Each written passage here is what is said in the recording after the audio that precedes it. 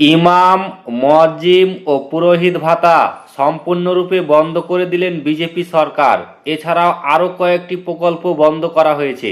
তো ফ্রেন্ডস, কোন কোন প্রকল্প বন্ধ করে দিল বিজেপি সরকার, এই ভিডিওতে আপনাদেরকে বিস্তারিতভাবে জানিয়ে দেব। অবশ্যই ভিডিওটি শেষ পর্যন্ত দেখবেন। তার আগে আপনাদের কাছে ছোট্ট একটি রিকোয়েস্ট করছি, আপনি যদি আমাদের এই চ্যানেলটিকে এখনও পর্যন্ত সাবস্ক্রাইব করে না থাকেন, তবে এইরকমই নতুন নতুন ভিডিও সবার আগে দেখার জন্য অবশ্যই সাবস্ক্রাইব করে নেবেন।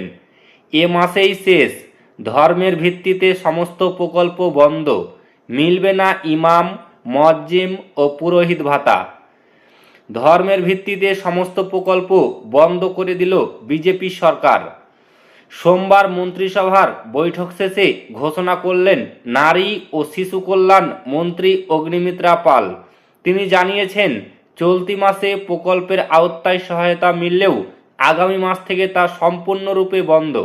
এই দিন অগ্নিমিত্রা স্পষ্ট ভাষায় বলেন, ধর্মীয় শ্রেণী বিন্যাসের ভিত্তিতে তথ্য ও সংস্কৃতি দপ্তর এবং সংখ্যালঘু বিষয়ক ও মাদ্রাসা শিক্ষা দপ্তরে প্রদত্ত সহায়তামূলক প্রকল্প বন্ধ হবে। এই মাসে চলবে, পরের মাস থেকে এটা বন্ধ করা হচ্ছে। নির্বাচনের আগে ভাতা নয়, ভাতের ডাক দিয়েছিল বিজেপি। সংকল্পপত্রে কর্মসংস্থান এবং সুশাসনের প্রতিশ্রুতি দিয়েছিল পদ্ম ব্রিগেড। সেই পথে সরকার গঠনের 9 দিনের মাথায় বিরাট ঘোষণা অগ্নিমিত্রার। মুখ্যমন্ত্রী শুভেন্দু অধিকারীর নির্দেশে সাংবাদিক বৈঠকে একাধিকবার বড় ঘোষণা করেন নারী ও শিশু কল্যাণ মন্ত্রী।